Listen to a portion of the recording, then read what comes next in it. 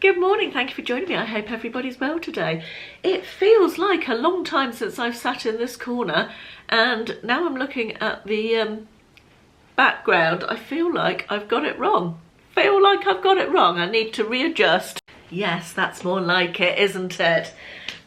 It might be a long chatty one, so I've got myself a cup of coffee. You might want to get yourself one as well. Got my penguin mug.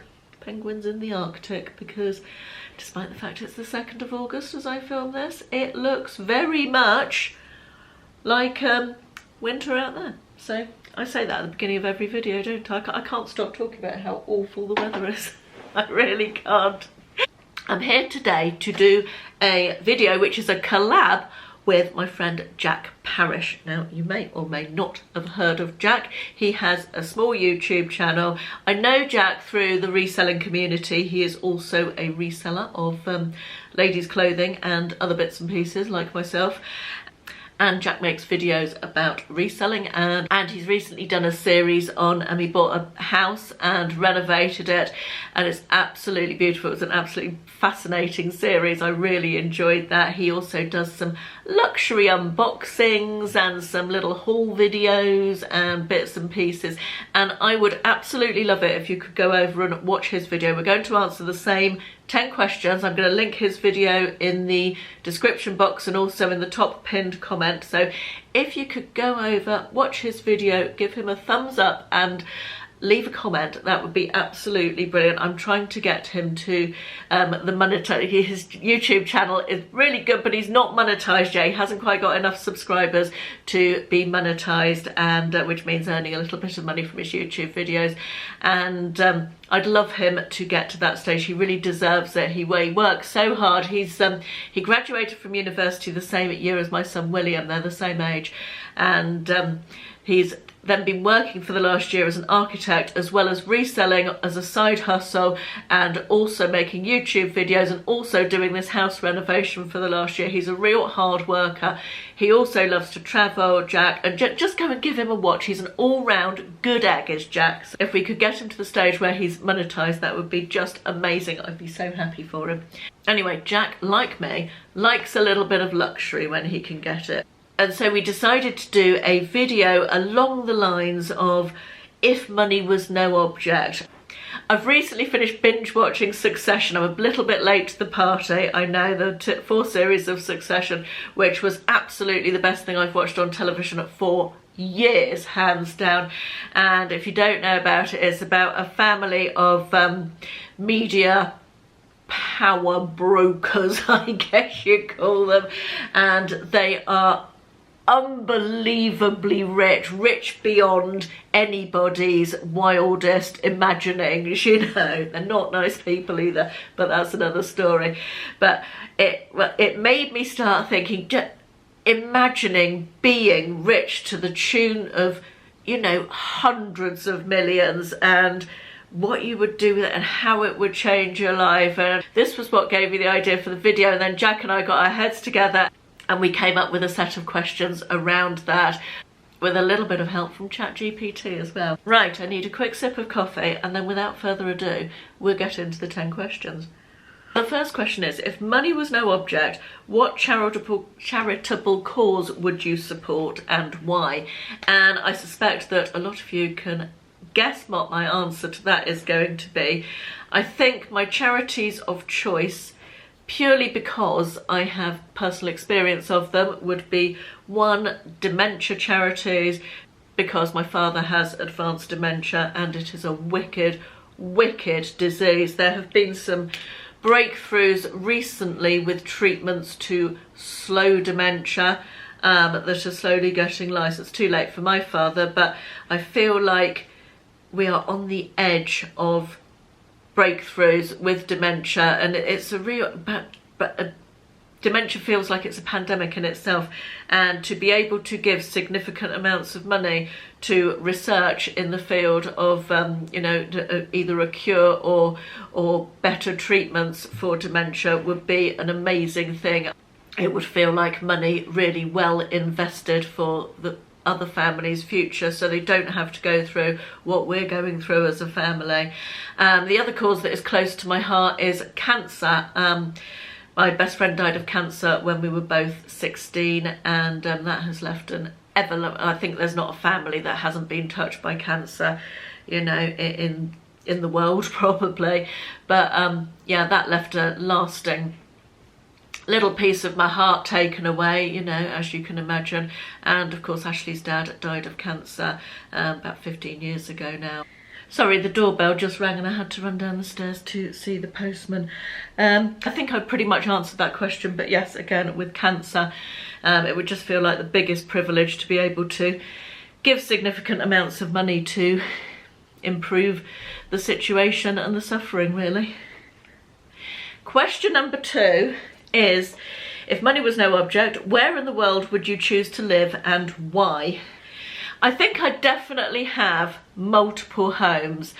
I would love to have a holiday home somewhere in Greece. I don't know where exactly, but I think being maybe on a Greek island or somewhere near the coast for sure in the summer months with a lovely holiday home of my own would be amazing. I think we'd probably still keep this house. There's a question that I'll come back to a bit later on to get into that a bit more.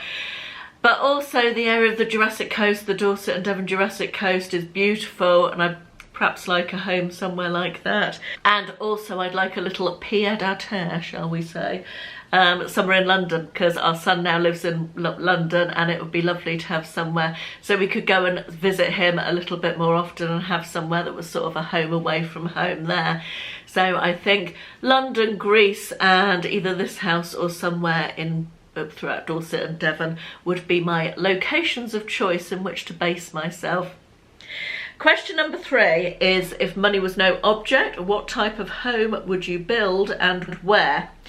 So I think initially we would want to finish this house off. We've lived in this house for 10 years and we are slowly going through it and getting it to how we want it. It's been a labour of love. It's been extremely expensive, and there is still quite a lot that needs doing. Not so much the fun internal stuff, we're getting to the point that we're almost at the end of that, but the sort of needs a new roof, the outside decking needs replacing up at the top there, we need to do a great big patio and the rest of the steps, and all the sort of not quite as exciting but really needs doing type of stuff that is expensive, and we definitely finish that off. I think what we do is move out to somewhere rented and just get people in. You'd obviously spare no expense, would you, in that situation if you were mega rich, and you just get it in and get it done, and that would feel like a real good project finished. I think we probably want to stay in this house as well, if we did that. But having said that, we always said that we would love to build our own house from scratch, but as we get older that feels like a lot. So I don't know if in reality we would do that, possibly not, but you never know, do you? I can't tell. I guess if you were mega wealthy it would become easier because money would be absolutely no object and you could just throw endless amounts of money at getting what you needed and what you wanted and circumventing planning, no doubt, and all of that sort of stuff. I don't know, but so I don't really know is the answer to that question. Question number 4 is, if money was no object, what kind of experience or adventure would you indulge in? And I had to think about this a little bit. I'm not really a very adventurous person. I once went parasailing, didn't go well, didn't enjoy it much, and in my younger days I used to absolutely love adrenaline fueled rides in theme parks, but not so much since I got whiplash from a roller coaster in Spain when Will was about 10. That sort of put me off a bit. So yeah, I'm definitely not someone who would be off to do some adrenaline sports, base jumping, or, you know, swimming with sharks in a shark cage or anything like that. That would absolutely not be me. But the other part of that question was experience or adventure. So I thought as an experience, something that I would really like to do is a transcontinental train journey. I was looking at the Orient Express. I'm on the Trailfinders email list, and they emailed with an offer. I say an offer for the Orient Express. It was still obscenely expensive. I've always quite fancied that, but I feel a little bit like transcontinental train, long train journeys in times gone by have that same sort of appeal to me as the Cunard cruise, the dressing up and the old very much Art Deco 1920s sort of vibe, you know. I feel like it's quite a romantic inside my head. It has a romantic feel, you know, the long train journeys. And there's one across Russia that goes from Moscow to Vladivostok, which obviously these days, for, you know, political reasons, wouldn't be happening, but it's a 15-night one. That one, it's a real epic journey, and I thought that would be really interesting. And the other one that I looked at was it was Eastern and Orient Express, it's called, and that one goes, it's a 5-day trip, and it's Singapore, round trip from Singapore, and goes down into Malaysia. And I just thought that sounded absolutely amazing. I would love to do that. So yeah, one of these luxury train journeys. I think you see so much more as well, don't you? You feel like it takes you back to days gone by. So that would be my experience or adventure. Question number 5 is, if money was no object, what would be your perfect 2-week holiday? And I had to think about this.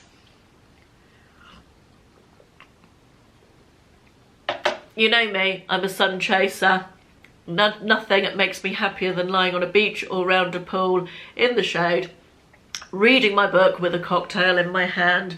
But I thought you need to sort of next level that if money was no object, don't you? So I thought about it a bit, and I've decided that I would like to go on a sailing yacht, not a motor yacht, an actual sailing yacht. Got this idea from Below Deck, obviously, the sailing yacht version, with a bunch of family and friends, and go around the Greek islands for 2 weeks. And you'd be at sea in the day, stopping at beautiful beaches and just meandering around, and then you would get off the boat in the evening and go for beautiful food in a restaurant overlooking the sea, and it would just be lovely. A really luxurious summer fortnight.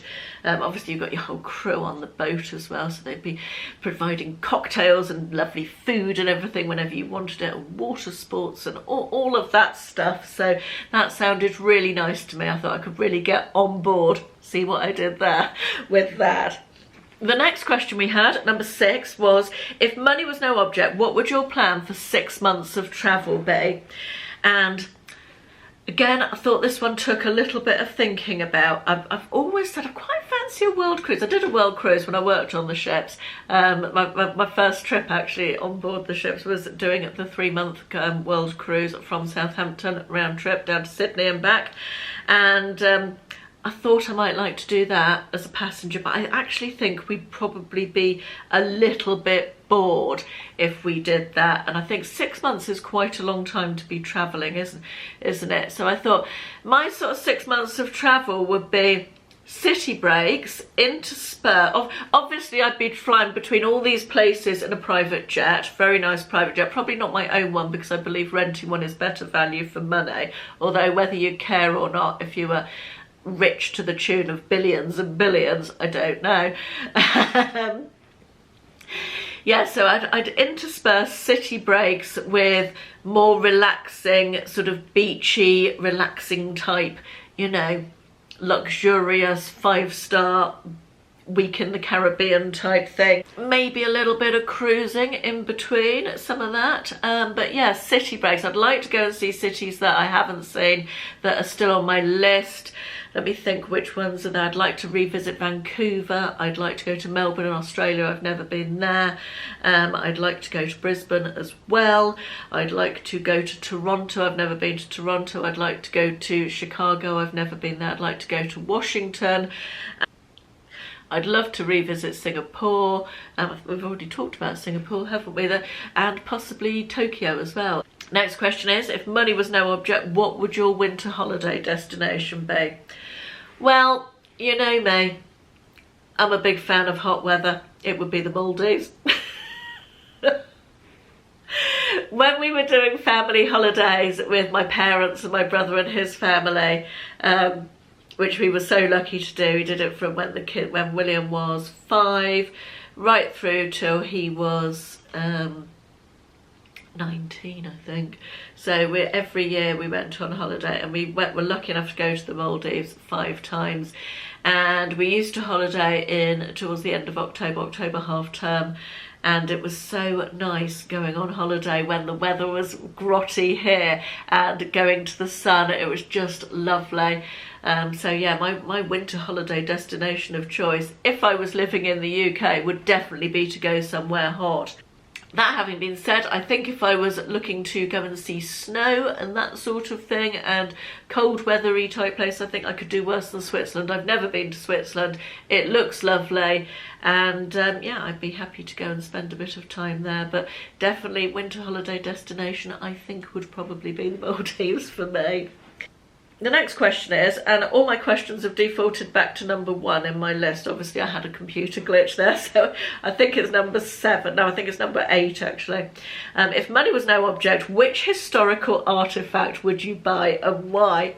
When Jack and I were discussing these questions, he said, God, I'd have to really think about that one. I said, I actually already know my answer straight away. My husband Ashley, when he dies, wants to be buried somewhere historical. So I thought I would buy him a pyramid. You can't get better than that to be buried in, can you? Or not even buried in, you'd be just inside it, wouldn't you? But yeah, I thought I'd buy him his own pyramid and he can be buried in that. Once he dies, he can be popped inside his pyramid. So that was my answer to that one. Question number 9, if money was no object, what kind of work would you do, or would you not work at all? I'm guessing that if you had that amount of money, managing it would be quite a lot of work, or, you know, dealing with the people who are managing it for you. I'm not being a mega rich person, I don't know quite how it works, but I'm guessing that that would take up some of your time. However, would I still work? I wouldn't do what I do now, I don't think. In fact, I'm pretty sure I probably wouldn't. But if you had that amount of money, you could maybe use it to change the world a little bit. And I didn't know whether to talk about this because it's possibly a subject that is quite polarizing in terms of views, but I am a big believer in the right to choose when to end your own life. I know a lot of people are not believers in that, but let's quietly respect each other's opinions on that, shall we?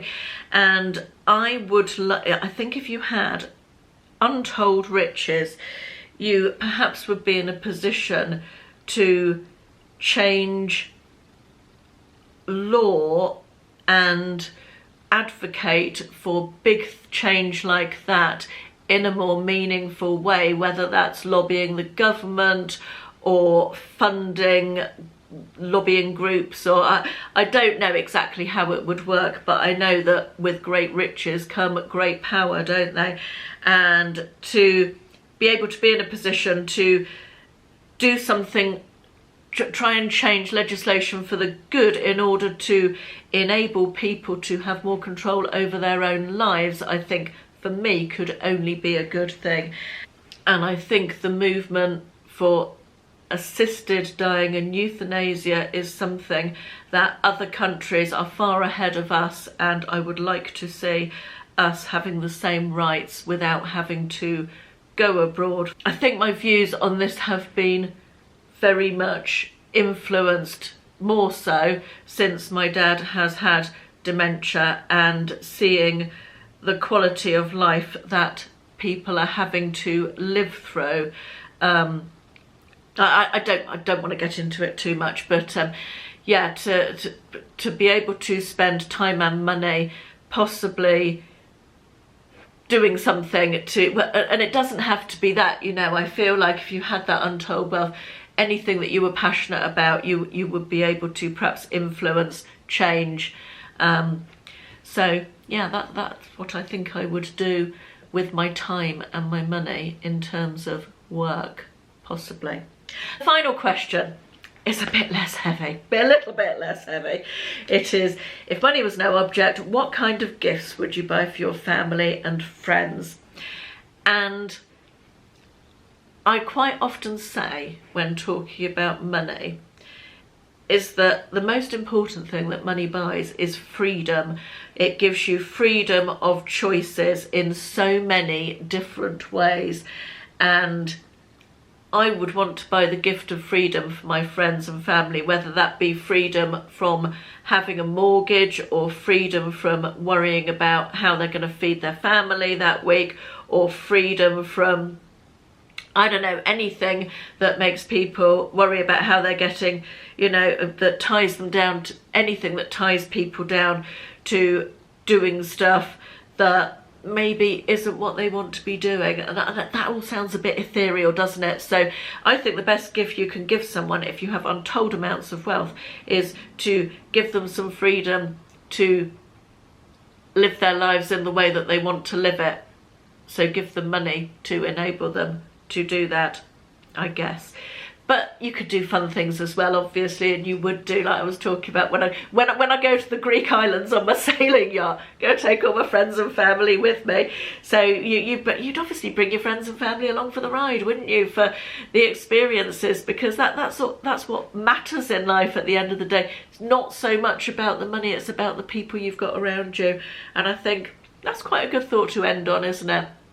So I hope you've enjoyed this. It was fun answering the questions and thinking about being rich to the tune of billions of pounds. I'm sure it comes with its own issues as well, but that was perhaps mostly a light-hearted look at how it would change my life. I'm really excited to watch Jack's answers to the questions. I wonder if any of them are similar to mine or not. But as I said, please pop over and support Jack. He's such a good egg, and I'd love you to go and subscribe to his channel if you enjoy his videos, and give him a thumbs up and all of that good stuff. His video will be linked below, and yeah, thanks very much for watching. I'll see you in the next one. Bye bye.